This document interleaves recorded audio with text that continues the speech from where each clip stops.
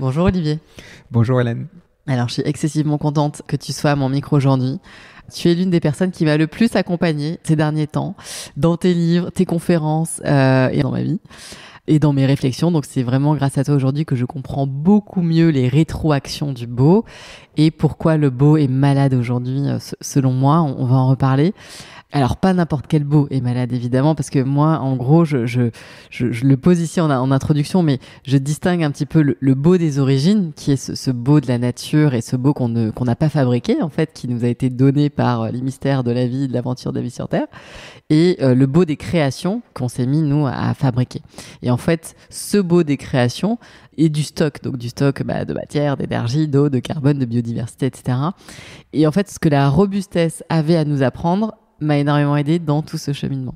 Donc un grand merci parce que vraiment ces sujets sont en fait d'une immense complexité, enfin vraiment sans avoir les bons filtres. C'est pour ça que on voit aujourd'hui beaucoup de personnes qui sont perdues, qui comprennent qu'il y a un problème, mais elles se disent ok, en fait il y a une espèce d'énorme boule d'ambroglio de trucs très très complexes. Quel fil on tire en fait? Et je trouve que le concept de robustesse est incroyable pour ça parce que vraiment il permet de délivrer de manière très compréhensible pour tout le monde, accessible, ces sujets qui sont éminemment complexes. Et donc moi, je t'ai quand même découvert assez tardivement parce que moi je m'intéresse à ces sujets depuis très longtemps. Et d'ailleurs, ça a été compliqué. En fait, moi, j'ai eu l'impression que dans mon cheminement, j'avais la chance quand même d'avoir quelques personnes un peu filtres et ressources. Mais donc quand moi j'ai commencé à comprendre qu'il y avait un problème sur le beau, je leur envoyais des choses que je découvrais, mais avec mon niveau de conscience aussi. Donc c'était des bâtiments positifs, intelligents, tous les trucs du bas carbone, etc. Et à chaque fois ils me renvoyaient non mais Hélène, ça c'est bullshit, c'est une fausse bonne solution, c'est pas la bonne question, etc. C'est pas ça le sujet. Mais ils étaient hyper occupés, donc du coup ils avaient pas le temps en fait, de m'expliquer vraiment pourquoi. Donc, ce chemin, j'ai dû prendre mon truc de pèlerin, retourner à Internet, comprendre. Mes invités m'ont permis de comprendre aussi. Et donc, c'est un chemin qui a été très, très, très, très long. Et quand je suis arrivée à toi, et grâce à Pierre Gilbert d'ailleurs, avec Sator, je me suis dit, ok, donc en fait, c'était le chemin, c'était initiatique, donc c'était très bien comme ça de le faire. Mais en tout cas, je me dis qu'on a un grand accélérateur aujourd'hui avec ta pensée. Et je pense qu'aujourd'hui, la soutenabilité du beau et donc du coup maintenant la robustesse du beau, c'est quelque chose qui est très très sérieux à mon avis, parce que voilà, jusqu'à présent le beau, les gens se disent non mais c'est très personnel, enfin c'est quoi ce sujet sur le beau, pourquoi ça intéresse aujourd'hui les sujets de la transition? Et en fait voilà, on va en parler dans cette interview, mais c'est vrai que il y aura pas de changement si c'est pas désirable en fait.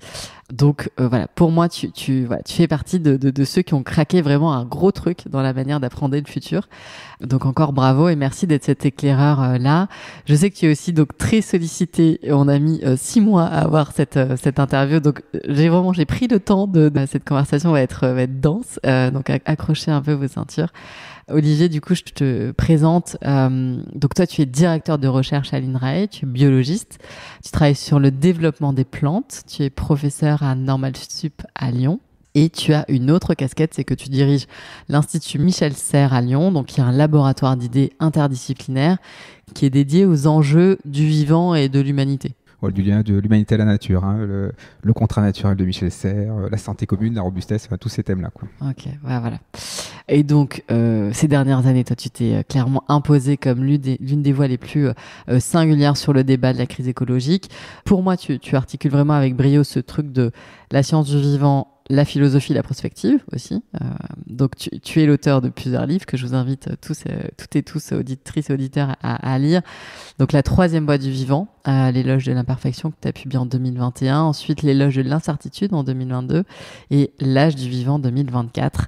Et donc, tous défendent cette approche radicalement nouvelle dont on va parler dans cet échange qui est abandonner un peu cette quête de la performance et de l'optimisation au profit d'une écologie, donc des systèmes résilients et des modèles beaucoup plus sobres. Et donc, selon toi, tout ce qui est robuste porte en lui la promesse d'un autre monde, et tu plaides évidemment pour un changement de regard sur nos sociétés et tu appelles un peu tout le monde à mettre un pied dans la robustesse. Alors, pour débuter cette interview, peut-être qu'on peut commencer par cette question un petit peu où on rentre directement dans le sujet, mais en quoi, en fait, l'injonction de la performance définit pour toi une période qui est en train de s'éteindre aujourd'hui ? Alors, merci pour cette introduction. Alors pour moi, en effet, on est dans un moment un peu particulier parce que le progrès de l'humanité a longtemps été défini par des gains de performance. Donc on a voulu augmenter l'efficacité, l'efficience. Donc efficacité, c'est atteindre son objectif, efficience avec le moins de moyens possible. Et donc on a voulu définir le progrès de l'humanité par ces deux valeurs-là, atteindre son objectif avec le moins de moyens possible pour à peu près tout. Donc pour les individus, pour les collectifs, pour les technologies, pour les organisations. Et qu'est-ce que ça crée ça? En fait, ça crée de la canalisation. En fait, ça standardise, pour le dire un peu rapidement. On fait un peu tous la même chose parce que la version optimale se ressemble beaucoup, par définition. En fait, ça converge. Et donc ça crée des mondes très similaires. On pourrait appeler ça l'américanisation du monde, mais c'est même un peu plus loin que ça. L'agriculture, par exemple. Nous, il y a des milliers d'années, on a copié en Europe le modèle agricole du croissant fertile, qui est une agriculture performante du croissant fertile, mais on a copié un modèle de la savane en Europe, alors que l'Europe, c'est une forêt. On s'est jamais vraiment posé la question de l'agroforesterie dans le néolithique, finalement. Enfin, au Japon, oui, mais pas en Europe. Donc, voilà, il y a eu un peu des ratages comme ça. Alors, ça, c'est notre histoire. On ne va pas revenir dessus, c'est notre histoire. Le problème, c'est qu'aujourd'hui, on accélère dans ce monde de la performance, et c'est un monde qui, en fait, se stérilise, parce qu'il se standardise. Et il se stérilise avec de la casse, parce qu'il y a une équation à bien comprendre, c'est que quand on met l'accent sur la performance, en fait on met l'accent sur la compétition. Parce qu'on est toujours plus ou moins performant qu'un autre. Et dans une compétition, ceux qui gagnent, ce sont les plus violents. Et ça, c'est toujours vrai. C'est que le sportif de compétition va être violent avec son corps. Alors, c'est temporaire, c'est pendant le sprint de 100 mètres, donc après il va récupérer, donc à la limite c'est pas très grave quand c'est temporaire comme ça. Le problème, c'est quand on est dans une culture de la performance, ça devient une culture de la violence. Cette culture de la violence, évidemment, ça devient toxique. Alors c'est contre les femmes, contre les plus défavorisés, contre la culture et contre les écosystèmes. Donc ça se retourne, c'est en effet les rétroactions. On est dans ce moment des rétroactions où notre progrès de l'humanité est en train de rendre l'humanité de moins en moins viable sur Terre. La performance devient contre-productive. Donc en fait, si je le dis en un mot, optimiser fragilise. Chaque fois qu'on augmente les performances, on se fragilise. Mais en fait, c'est quand on comprend ça, déjà, on est complètement chamboulé. Peut-être que là, les auditrices déjà vont devoir mettre pause pour, tu vois, se dire, ok, alors, un monde performant et fragile, oulala, mais c'est pas du tout ce que j'ai appris, en fait, et c'est pas du tout ce qui est enseigné aujourd'hui dans la plupart des enseignements, tout azimut. Est-ce que tu peux aussi nous parler en fait, parce que on est en polycrise aujourd'hui, et comment est-ce qu'il y a ce double un peu paradoxe Alors, en fait, on est dans un moment, il y a plein d'exemples qui montrent à quel point on est fragile. Il y a des exemples très anecdotiques. La pénurie de moutarde en 2022 parce qu'il y a une sécheresse au Canada, le CrowdStrike l'été dernier, une erreur de mise à jour informatique et c'est tous les systèmes Windows du monde qui plantent. Donc en fait, on a tous les jours des exemples du monde ultra performant qui casse. Et donc ça casse de partout, mais même c'est le droit international qui casse. Enfin, c'est tout qui casse. Les écosystèmes cassent évidemment, les méga-feux, les méga-inondations, c'est tous les tampons planétaires qu'on a fait sauter en faisant de la monoculture, pour le dire un peu rapidement. La monoculture dans tous les sens du terme, c'est vraiment ça. Donc on est dans ce moment un peu bizarre, sauf qu'en effet, il y a synchronie des crises et diachronie des perceptions.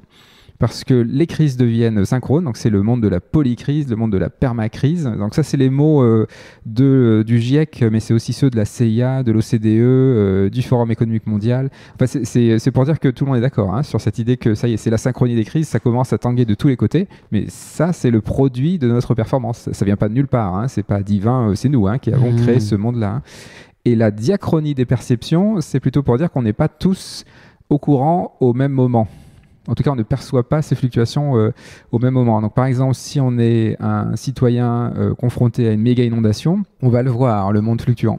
Et donc, on va certainement répondre différemment. Le Covid aussi a semé des graines, même si finalement, il ne s'est pas passé grand-chose après, ça a semé des graines. Et donc, il y aura des conséquences.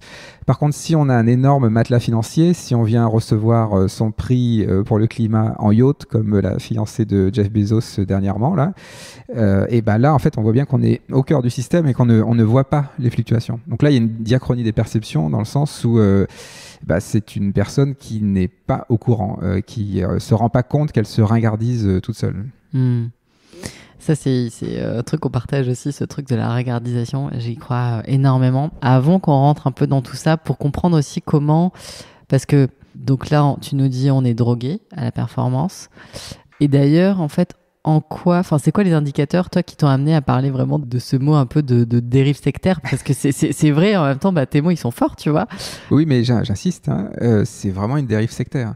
En fait, ça a tous les atours d'une dérive sectaire. En fait, une dérive sectaire, c'est quand on met le compas sur un mot, sur un concept, sur une idée, et on ne la questionne plus.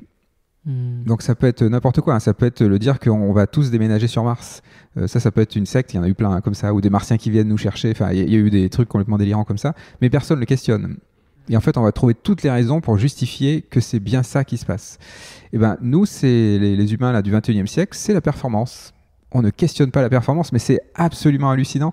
Vous regardez n'importe quel texte d'une entreprise, d'un hôpital, d'une association, d'une école, le mot performance vient à peu près tout le temps, et pour définir des choses qui n'ont rien à voir. Donc la performance d'une entreprise, par exemple, on veut parler de rentabilité, on va appeler ça de la performance. Une note à l'école, on va appeler ça de la performance. Un sportif, on va appeler ça de la performance. Donc tout devient performance. Donc ça se mélange, hein, mais on ne questionne jamais l'idée que cette performance, est-ce que c'est vraiment toujours positif? Alors qu'en général, ce qu'on voit surtout, c'est une épidémie de burn-out des humains. Donc il y a clairement, on est en surchauffe là, donc on est en surchauffe de performance. Et si on élargit, en fait, le burn-out des humains, c'est que la partie émergée d'un burn-out beaucoup plus global. Burn-out économique, burn-out social, burn-out des écosystèmes. Et moi, ce qui m'a fait sortir de mon laboratoire, parce que j'étais bien avec mes plantes et tout ça, j'avais pas de raison vraiment de sortir avec un super sujet de recherche qui marche très bien. Aucune raison de partir. C'est quand j'ai commencé en fait à en parler avec des artistes qui m'ont dit que mes histoires de robustesse végétale, là, ça avait des échos dans le monde social. Donc ça a été un premier déclic pour me dire, ah oui, en effet, il y a quelque chose à voir. Et quand je suis sorti et que j'ai commencé à en parler à des personnes impliquées sur les questions socio-écologiques, des gens qui faisaient des solutions du développement durable, et je me suis rendu compte que eux aussi étaient dans le culte de la performance. Ils voulaient faire des éoliennes toujours plus grandes, des panneaux solaires toujours plus performants. Et donc, en fait, on était dans la même logique. Donc, en fait, dans ce rapport à la performance n'était pas questionnée. Donc, on peut parler de sobriété, de circularité, de coopération. On peut mettre des très, très belles valeurs.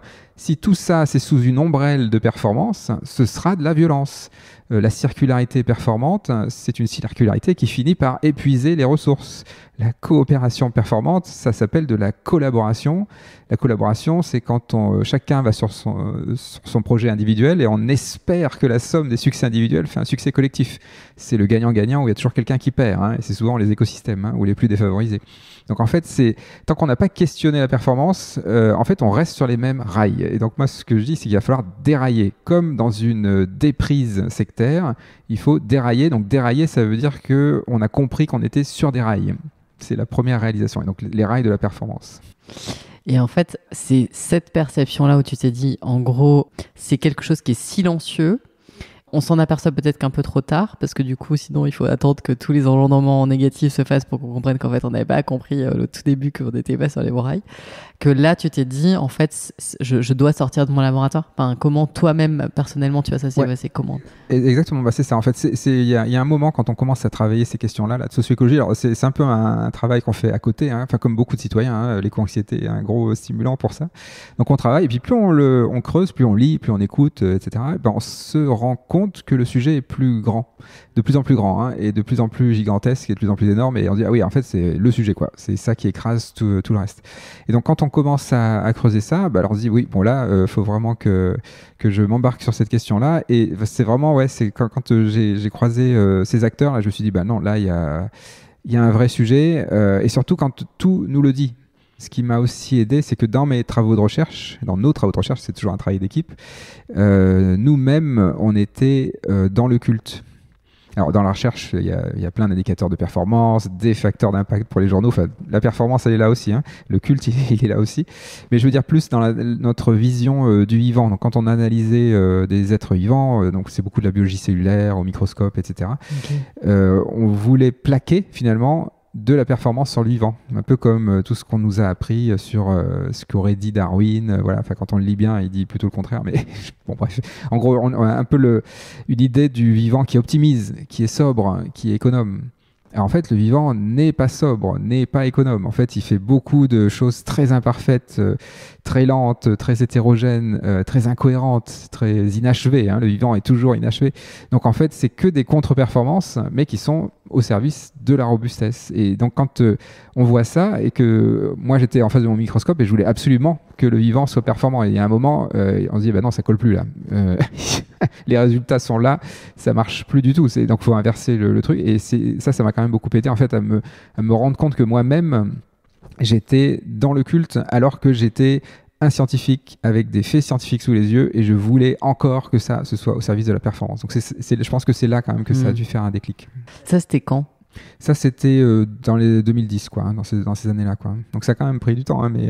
Ouais, et puis c'était super... Enfin aussi, alors j'imagine c'est parce que tu étais le nez sur le vivant, donc tout le temps, mais c'était compris et tu voyais qu'en fait autour de toi il y avait des personnes qui comprenaient qu'en fait aller si loin parce que tu aurais pu remettre en question un petit bout, mais en fait toi tu as appris tout le... Oui, alors après c'est là où c'est parti. Et je dois dire que ce qui m'a beaucoup aidé, c'est dans mon travail, c'est de travailler avec des physiciens et des modélisateurs. Donc moi je suis biologiste. Donc c'est clairement on est dans une équipe interdisciplinaire. Et donc quand on fait de l'interdisciplinarité, la grosse valeur, souvent on dit l'intérêt de faire de l'interdisciplinarité, c'est que ça va être complémentaire. Chacun va apporter son regard. Alors c'est vrai, mais c'est pas le plus intéressant. L'interdisciplinarité fait qu'on est obligé de reformuler ces questions aux autres. On doit rentrer dans l'imaginaire du physicien, dans l'imaginaire du modélisateur, et donc on laisse tomber tous les petits détails à la surface. Et donc en fait, on va se poser des plus grandes questions. Et donc c'est là qu'on voit que sur les petites questions, on va être très très bon. On va être sur le moindre détail, on va être vraiment là, ça va être nickel. On va pouvoir donner vraiment une réponse très précise. Et sur les grandes questions, on se dit ah oui en fait ça je l'ai raté. Et donc c'est vraiment ça qui m'a beaucoup aidé. L'interdisciplinarité m'a permis de me poser des meilleures questions. Je sais pas ce qu'on va dire, des questions plus robustes. Ouais, bah ouais. Mais oui, parce qu'en fait, et tu le dis aussi souvent, on répond hyper bien à des mauvaises questions en fait. C'est ça en fait la performance. Exactement. Bah, c'est un petit peu ça qui m'a motivé d'ailleurs, c'est de voir toutes ces fausses bonnes solutions. C'est ce que tu disais tout à l'heure. Les fausses bonnes solutions, il y en a partout. Hein. Il y en a vraiment énormément. L'exemple que je cite souvent, c'est l'usine de capture directe du CO2 en Islande, là, qui est une hérésie complète. Hein. C'est une grosse usine qui consomme beaucoup de métal, beaucoup de ressources, beaucoup de surface, ces gros ventilateurs qui filtrent de l'air atmosphérique pour faire du charbon. Et donc pour décarboner l'atmosphère. Donc c'est complètement débile, évidemment, parce qu'il faudra en construire 1 million pour qu'il y ait un effet significatif. Ça consomme beaucoup d'énergie et ça permet à d'autres industries, d'autres entreprises d'acheter des quotas carbone pour continuer à polluer. Ouais, non, donc c'est une opération financière. Et donc ça, c'est typiquement l'exemple de fausse bonne solution qui va avoir un label vert en disant ouais, on agit pour la neutralité carbone. Fausse bonne solution, performante. En fait, c'est ça, c'est qu'aujourd'hui, on n'a plus le temps d'avoir des fausses bonnes solutions qui poussent comme des champignons et surtout aussi qu'ils soient tant désirables en fait. Parce que, comme tu disais tout à l'heure, bah, voilà, déjà ce mot performance, on ne savait pas trop, enfin on le met à toutes les sauces, alors qu'en fait, c'est pas de la performance, on décrit des choses, enfin les mots, enfin. C'est compliqué parce que quand on va vraiment aux profondeurs de tout ça, c'est toute une manière aussi dont on s'est identifié, dont on s'est construit, donc c'est une remise en question qui est profonde sur notre manière de vivre en fait et sur notre. Ça, en fait, c'est presque une question de changer de désir. Hein. C'est qu'on nous a offert un désir aliéné. C'est un désir de ressembler à une machine, hein, parce que le modèle de la performance, c'est la machine. On crée des machines performantes qui nous fascinent. Bah, l'IA, hein, par exemple. Hein, voilà, on est complètement hypnotisé par la performance de l'IA. Les traders sont hypnotisés par la performance du trading algorithmique au milliardième de seconde. Parce qu'en effet, il n'y a aucun cerveau humain qui peut faire ça. Ouais. C'est la fascination. Alors, c'est la fascination pour l'autoroute. Alors, il y a des gens qui ont été fascinés par les autoroutes, hein, c'est les nazis. Parce que les nazis, c'était des fanatiques de la performance. Et l'autoroute, c'est l'exemple typique, c'est une autre machine, hein, finalement, au service de la performance. On atteint sa destination le plus vite possible, sans rencontrer personne. Donc ça, c'est très stérile, c'est vraiment la monoculture, hein, au sens la individualo-culture, quoi. C'est vraiment que soi dans sa voiture, tout seul. Hein. On atteint la destination et comme je dis souvent, comme projet de vie, c'est quand même assez incroyable parce que atteindre plus vite la destination quand on est vivant, ça veut dire, comme dit des proches, qu'il n'y aura pas de survivants. Hein, quand même. Donc la vie, c'est le chemin. Ouais, bah ouais, c'est ça. Mais en fait, c'est là où je trouve fascinant, c'est parce que en fait, on en arrive à se demander vraiment, bah voilà, quel est notre projet de vie, en fait. Exactement. Et à la limite, quels sont nos projets de vie? Ouais, nos projets de Parce vie. que c'est certainement pluriel. En fait, on change de vie un peu tout le temps, et c'est ça qui fait qu'une vie est riche finalement. Et de pas savoir où on va. En fait, c'est là où le lien au vivant est assez clair. Un projet de vie, c'est arborescent. En fait, il y a plusieurs chemins. On prend de temps en temps des tangentes. On peut revenir au tronc, on peut repartir ailleurs, etc. Bah, voilà, c'est nettement plus engageant. C'est aussi beaucoup plus rassurant. Parce que si c'est que l'autoroute, le projet de vie, bah, ça veut dire qu'il faut tout construire pour aller sur cette autoroute. Il faut mériter d'arriver sur cette autoroute. Et quand on est sur l'autoroute, il ne faut surtout pas en sortir. Et le but, c'est d'arriver le plus vite avant les autres. Enfin, quelle tristesse quand même. Hein. Qui veut vivre sur une autoroute quand même? Et alors, comment ça fonctionne en fait la nature et comment, parce que même la nature, mais du coup, nous, tu vois, dans cette petite introduction où je faisais le distinguo entre le beau des créations et le beau des origines, c'est un petit peu comment construire cette robustesse si on fait du mimétisme de cette nature-là un petit peu. Exactement. Alors, le vivant a été une source d'inspiration depuis très longtemps pour le beau, pour les technologies, pour l'industrie. Enfin, c'est incroyable. Hein. Mais pendant très longtemps, l'inspiration du vivant s'est réduite à du techno-mimétisme, où en fait, on voyait dans le vivant des petites machines performantes. Donc c'est par exemple l'écaille de requin avec un hydrodynamisme incroyable, et on va copier l'hydrodynamisme du requin pour faire des tuiles, pour faire des sous-marins, enfin ce qu'on veut quoi.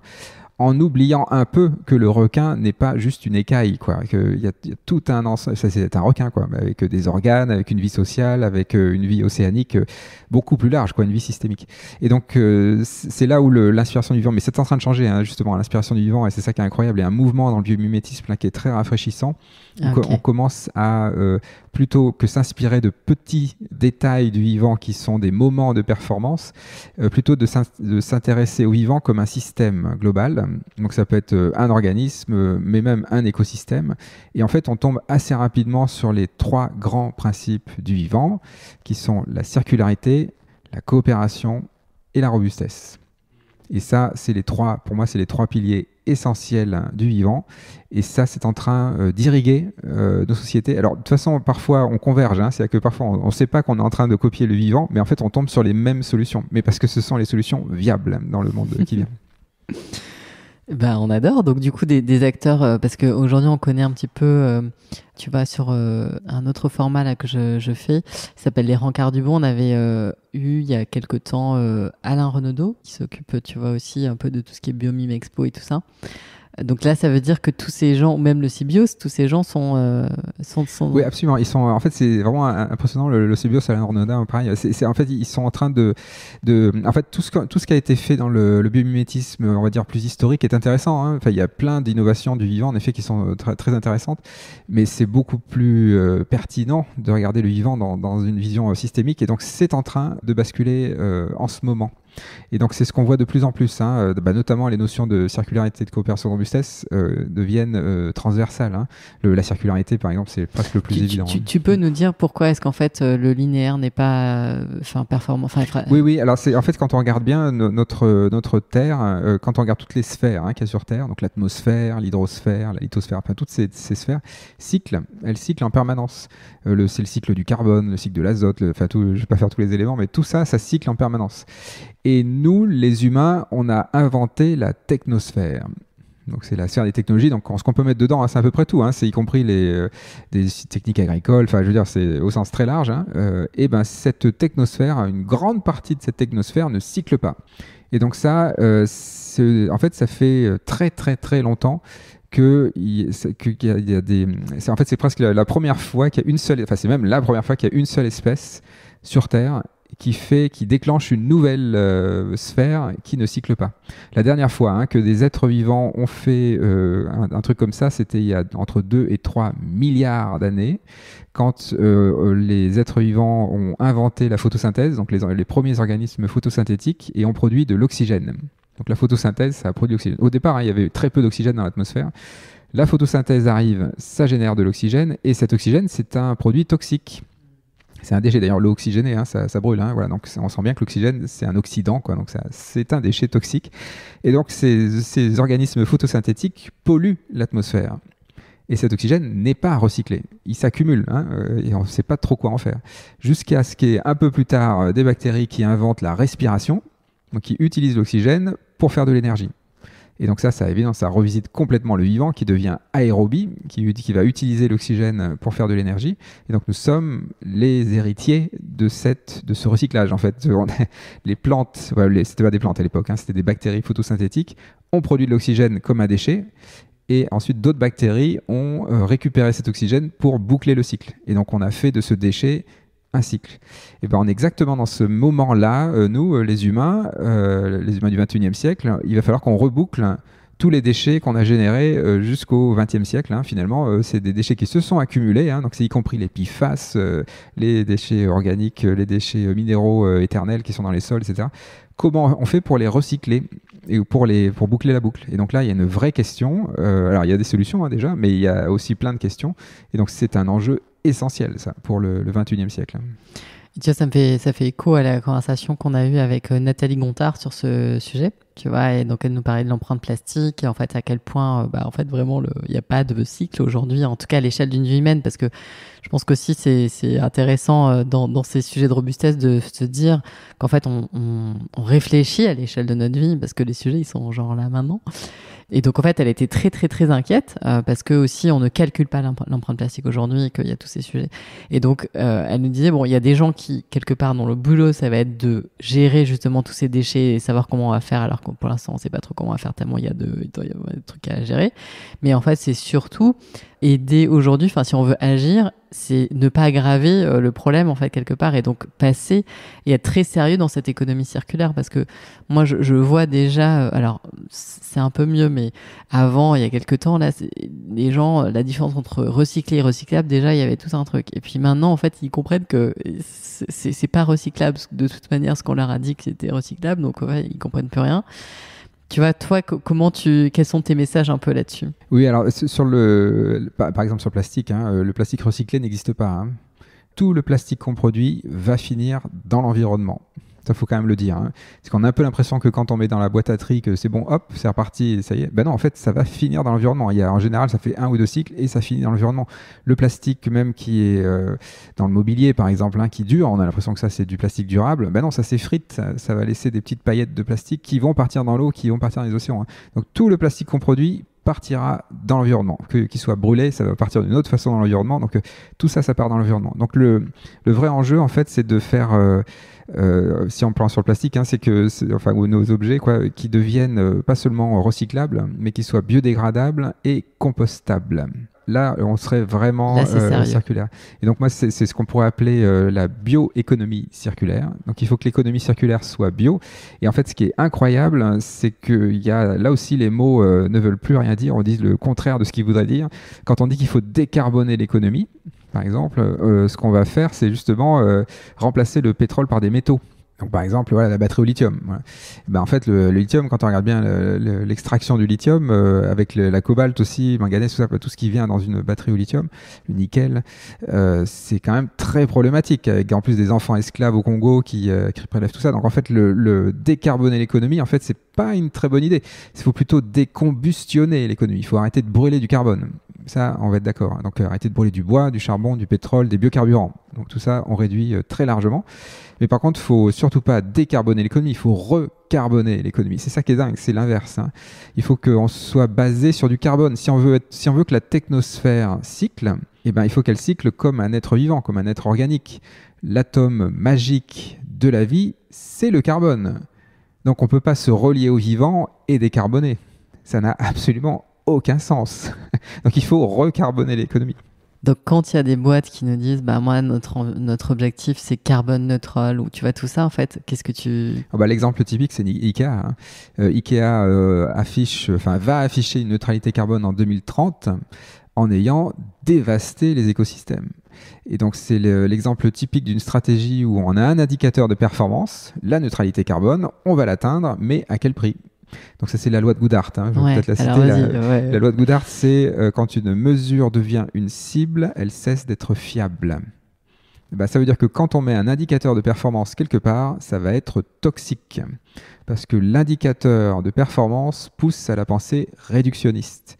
On ne voit plus que cet indicateur et on oublie tout le reste. C'est un adage zen qui dit un peu la même chose. L'adage zen, il dit « Celui qui a atteint son objectif a manqué tous les autres ». Ikea va atteindre son objectif de carbone, mais en détruisant la biodiversité dans ses forêts. Et en plus, là où en fait on peut être aussi un petit peu complètement perdu, tu vois, c'est face à la systémie de là où en fait ça pop d'incohérence par rapport à ce que tu nous partages. Et donc, si on veut nourrir justement cette économie circulaire, mais cette bioéconomie circulaire, pour toi, en fait, les voies, ça va être notamment là, parce que nous, tu sais, on s'intéresse quand même beaucoup aux matériaux, parce que du coup, fabriquer le beau, comme on disait au début, c'est du stock. Donc, avec quoi on va fabriquer le beau robuste de demain, tu vois? Quels sont le règne végétal, tout ça, toi aussi, avec ce volet de biologiste, comment tu peux nous éclairer un peu là-dessus? Oui, alors en fait, il me semble qu'il faut revenir à l'étymologie de la matière. La matière, c'est la même étymologie que mover en anglais. Donc c'est la mer. La matière, c'est la mer. Et donc si on a ce regard sur la matière, on va certainement faire des choix différents. La philosophe de la matière Bernadette Benson-Vincent, qui disait de façon très juste que souvent on dit que les jeunes sont trop matérialistes. C'est le contraire. Ils sont pas assez matérialistes parce qu'en fait on ne voit pas d'où ça vient. Alors donc si on veut faire de la bioéconomie circulaire, ça veut dire qu'on va avoir un autre rapport à la matière, évidemment. Et alors la première chose qu'il faut voir, c'est que notre planète est bleue et que notre monde est vert. 82% de la biomasse sur Terre, c'est des plantes. Et en fait, les plantes, c'est notre lien au soleil. Pour le dire un peu rapidement, justement, c'est cette photosynthèse qui permet de transformer un gaz, le CO2, en fibre de cellulose, pour le dire. Donc la cellulose, c'est aussi rigide que l'acier. Donc c'est quand même assez incroyable. Et ça se fait avec de l'eau et du soleil. Enfin, faut quand même, c'est remarquable quand même, ce processus-là. Donc un arbre, une plante, c'est du CO2 polymérisé. Voilà. Donc là, on a une matière énorme et ça nourrit l'essentiel des écosystèmes sur Terre. En surplus. Donc il y a beaucoup de matière qui s'accumule, voilà, toute cette matière organique dans les sols, ça va finir par faire du charbon d'ailleurs, donc voilà, c'est pour dire que vraiment, il y en a vraiment en surplus. Et donc cette matière-là, c'est celle-là qui va nous occuper essentiellement pour la suite, parce qu'une fois qu'on a de la cellulose, on peut nourrir des champignons, on peut nourrir des bactéries, on peut nourrir des animaux, et tout ça, ça fait d'autres produits, d'autres matières qui vont nous alimenter. Et après, évidemment qu'on peut l'associer avec le monde minéral, c'est pas exclusif, mais c'est un nouvel équilibre, certainement.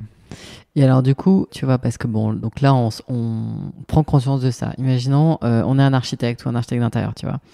Et donc, est-ce que là, dans un tout premier temps, il faut qu'on ait ces réflexions aussi par rapport à la longévité de pouces, tu vois, qu'on dit, mais parce que c'est pas la même chose de couper un arbre qui a mis 120 ans à pousser que de prendre du lin ou du chanvre, tu vois. Toi, du coup, quelle serait la manière de lire la matière, tu vois, que tu nous préconiserais?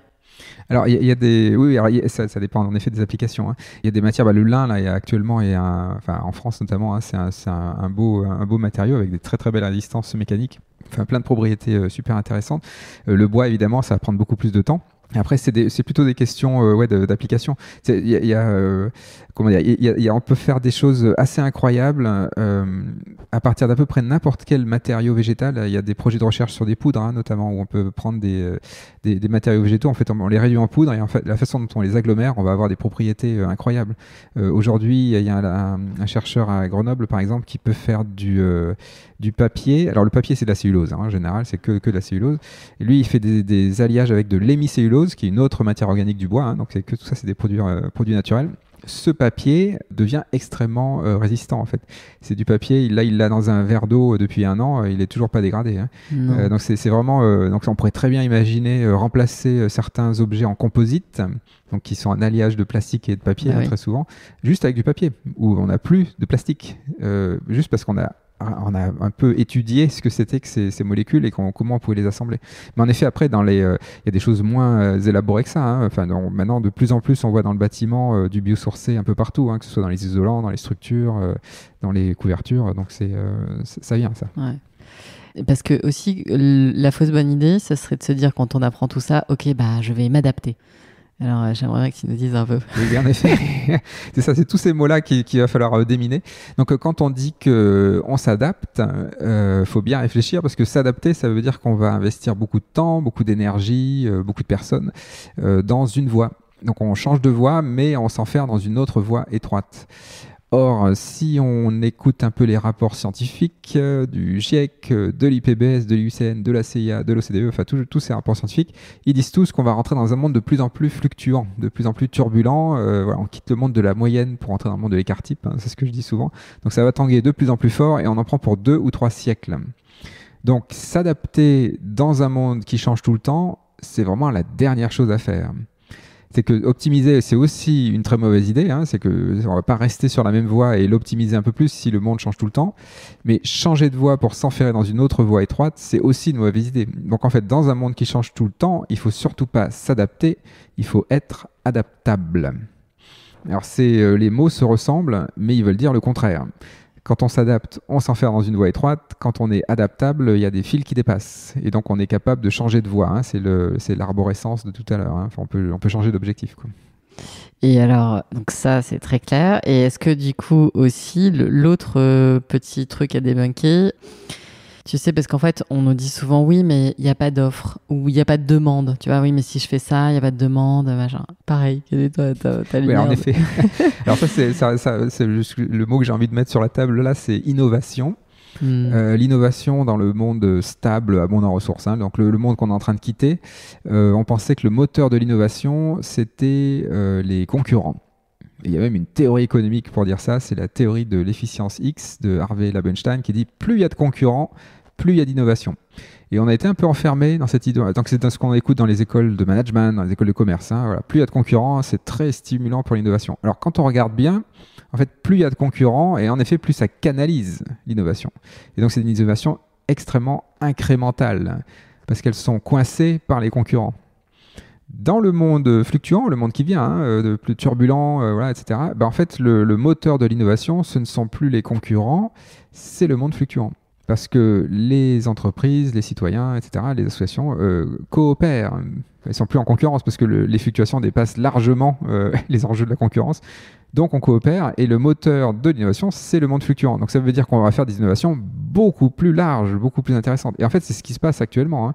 On voit des projets, mais nettement plus innovants que ce qu'on voyait avant. Je vais peut-être juste te donner un exemple pour montrer à quel point il y a des inversions culturelles à mettre en place. Le café, par exemple. Si on dit qu'il faut décarboner la filière du café, ben on va faire des bateaux à voile, etc. Alors très bien, hein, voilà, on commence à... Mais bon, il faut quand même imaginer qu'il y a 100 000 bateaux sur les mers, donc on va pas transformer, on va pas mettre au rencard 100 000 bateaux et puis refaire 100 000 bateaux à voile. Donc c'est quoi une solution beaucoup plus systémique, hein, qui est vraiment de rupture, innovation de rupture? Et ben c'est tout simple, hein, c'est de changer de graines. Plutôt que de torréfier des graines de café qui viennent d'Amérique du Sud, de torréfier des graines qui ont fait pousser en Europe. 15 à 20% du café italien, c'est de l'orge torréfiée. Et donc ça, c'est Arnaud Créteau, un ingénieur qui travaille sur ces sujets-là, qui a une boulangerie avec un four solaire. Là aussi, une autre innovation, donc qui est capable de faire chauffer son pain avec du soleil, donc avec une technologie super low-tech. Et ben, il torréfie aussi des graines. Et donc en fait, il fait du café local et d'autres types de graines, hein, d'ailleurs. Et ben, ça, c'est là où on voit que c'est beaucoup plus large et qu'il y aura un public, hein, parce que il y a une offre, hein, très clairement, on peut l'élargir nettement plus, beaucoup plus divers et qui va plutôt ringardiser le côté monolithique de la pensée unique du monde standardisé de la performance. Ouais. Mais ça, moi, je crois beaucoup à la richesse en fait de tout ce qui va. En fait, on est tous uniques, donc notre relation. Alors moi, je reprends le prisme là de notre relation au beau parce que je pense aussi qu'on est des êtres esthètes quelque part et que alors. Tout le monde n'a pas le beau comme projet de vie, tu vois, mais en tout cas, quand même, on a une relation sensible.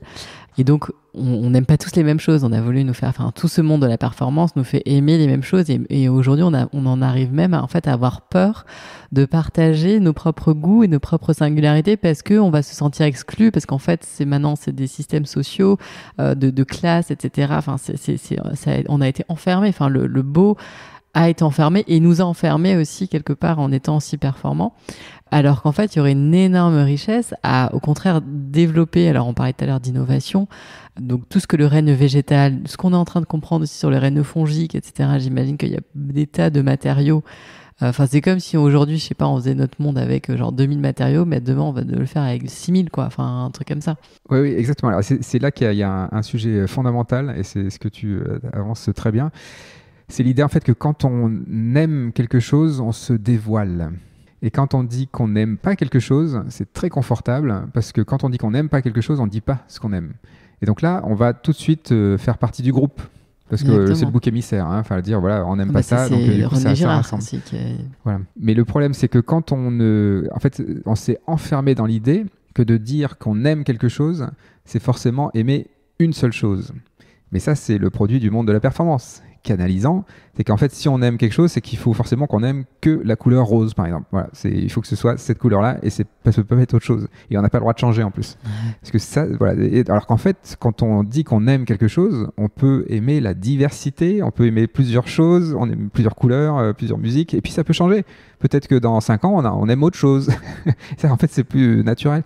Et ben, ça, c'est très difficile à faire accepter dans le monde de la performance, parce que si on veut être efficace, efficient, eh ben non, il faut rester sur la même chose, l'autoroute, donc on aime la même chose, et surtout on le dit pas, comme ça nous permet d'être le plus neutre possible, comme une machine, hein, vraiment, hein, on se désensualise, on se désensibilise, parce qu'on devient, j'ai envie de dire, des objets non relationnels, voilà, on devient vraiment juste une voiture lancée à pleine allure. Ouais.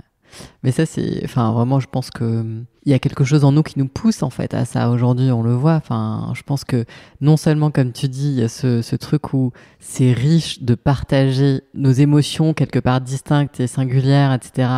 Parce que du coup aussi, potentiellement, on découvre des choses et donc ça ouvre le champ. Et parce que nous aussi, du coup, on va se mettre à aussi aimer ci et ça ou avoir d'autres envies. Donc, c'est des choses qui nourrissent et pas du tout que dans la consommation. Je pense aussi que là, on voit des bascules qui se font d'une consommation de biens à une consommation d'expérience aussi, ou de choses qui sont à vivre et qui ont un prix, parce qu'avant, ce qui n'était pas matériel, parfois, avait moins de valeur, etc. Donc, il y a un peu tous ces trucs comme ça qui sont en train d'être fissurés. Et moi, par exemple, quand j'ai grandi dans une famille où on n'a pas tout à fait les mêmes goûts esthétiques, tu vois, et en fait, me plonger et comprendre les cheminements et les engendrements et comment est-ce qu'en fait mes parents ont créé leur propre, vivent dans leur beau et sont dedans et font les choix qui sont assumés. En fait, ça, je le reconnais, je trouve que c'est aimant aussi quelque part. Donc, il y a cette tolérance à développer parce que ça nous augmente. Et puis, je pense que aussi, on est content que les personnes qui nous sont proches soient bien dans un espèce d'écosystème qu'elles ont choisi de désir qui leur est propre, et on n'a pas toujours en fait à donner notre avis ni à se sentir, en fait on peut se sentir en lien, en altérité, pas en aimant les mêmes trucs tout le temps, quoi. Et ça, c'est le meilleur scénario, hein. C'est-à-dire qu'en fait, chacun en fait, va aimer des choses différentes, et en fait, on est tolérant. C'est-à-dire qu'on n'est pas tous obligés d'aimer la même chose. Donc ça c'est super chouette. Moi, ce qui m'interroge, c'est que quand je pense au pop art, hein, en particulier, où c'est une prescription, finalement, dans l'art contemporain, dans l'art moderne même, de dire, finalement, là, on va se rejoindre sur la critique du monde de la consommation. Finalement, c'est ça le pop art. Et c'est certainement la forme d'art la plus neutre possible, hein, parce que en fait, c'est un art où on invite les gens à refuser de consommer en consommant. Et donc c'est presque un cristal dans le monde de la performance. On va pas se dévoiler parce qu'on va tous être d'accord pour dire la société de consommation c'est nul, hein, et du coup on va l'alimenter avec le pop art. Donc cela dit, là, ce que je trouve intéressant avec le pop art, c'est exactement ce qui est en train de se passer, c'est que ça devient quand même de plus en plus ringard aussi. Il y a encore beaucoup d'expos, hein, de pop art, etc. Mais ça devient quand même... c'est bon, là, on a compris que la société de consommation, c'était toxique. Et d'en faire un portefeuille, ça devient un peu compliqué quand même. Oui, et puis moi je mets ça dans le panier de tout ce qui a aussi perverti un peu notre relation au beau, quoi. Et ce qu'on nous dit, ce qu'il vaut, bon. Alors que... nous c'est intéressant ces dernières années, donc avec l'association qu'on a fondée et notamment plus précisément en 2024 le projet qu'on a initié avec Marie-Cassandre Bultel qui s'appelait Cosmos and Matter, on a essayé de travailler ça, tu vois, justement de montrer en tout cas des artistes et des personnes, des créateurs, parce que on croit beaucoup aujourd'hui dans le fait qu'on n'est pas un cancer pour la planète, mais qu'on fait partie du vivant, et qu'en fait on a ce rôle-là incroyable qui est de créer. Enfin, vraiment, c'est ce qu'on veut en plus. Donc, ça a été les dramas, mais aussi sûrement notre salut, quoi. Et là, on a essayé en fait de lire les profils créatifs par rapport à leur reliance au vivant, tu vois. Et ce qui était très intéressant, c'est que du coup, les formes qui surgissent de ces postures créatives-là, qui sont beaucoup plus intuitives et beaucoup moins mentales, beaucoup moins préparées, beaucoup moins, etc. Elles sont très singulières et en même temps, elles sont très émotionnelles. Donc du coup, il y a quelque chose où on rentre en lien beaucoup plus facilement avec la matière, etc. Donc il y a un truc très vertueux.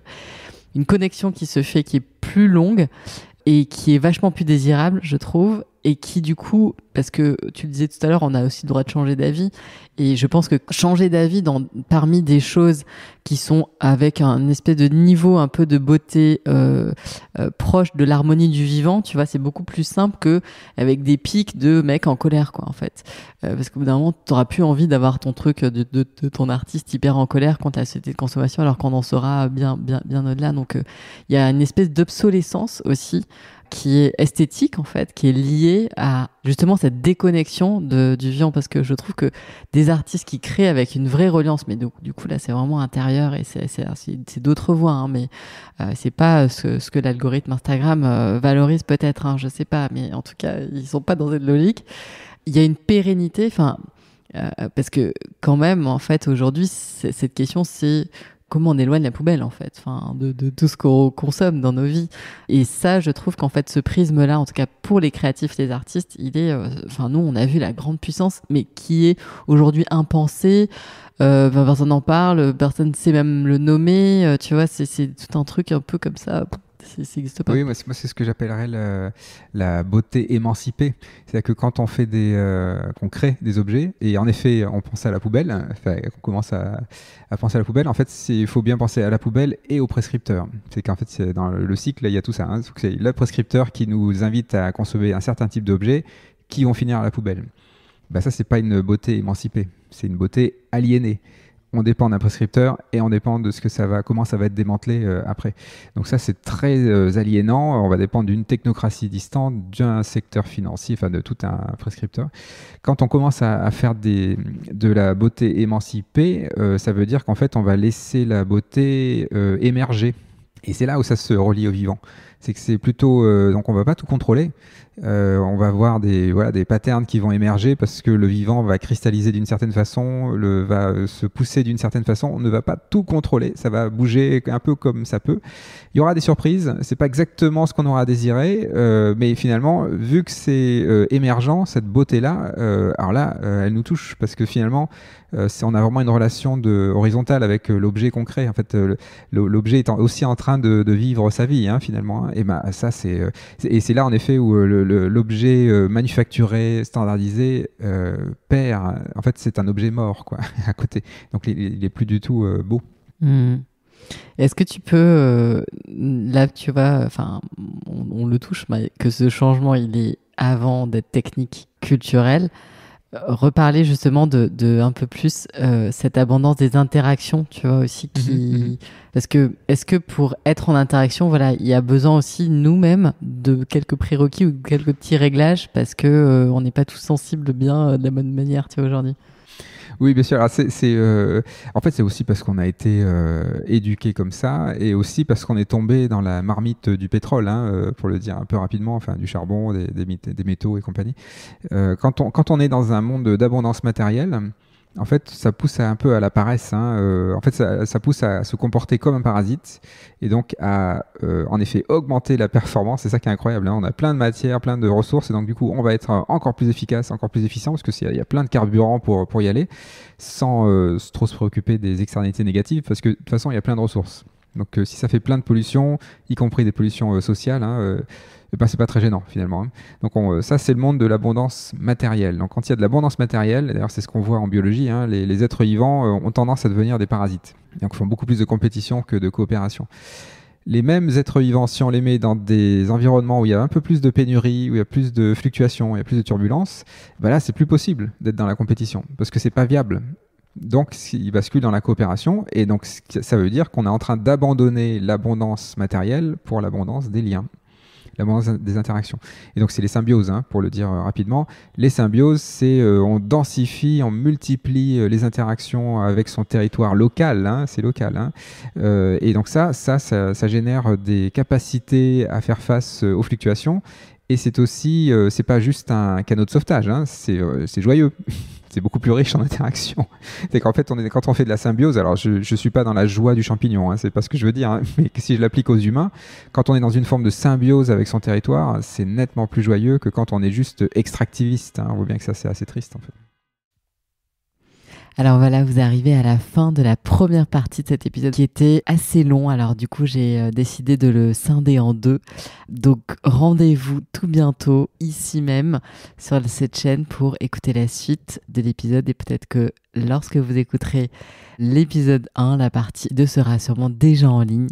Donc voilà, vous aurez plus qu'à retourner sur votre plateforme d'écoute habituelle et de cliquer sur la partie 2, la suite de cette interview. Merci pour votre écoute fidèle et à tout bientôt. Je vous embrasse.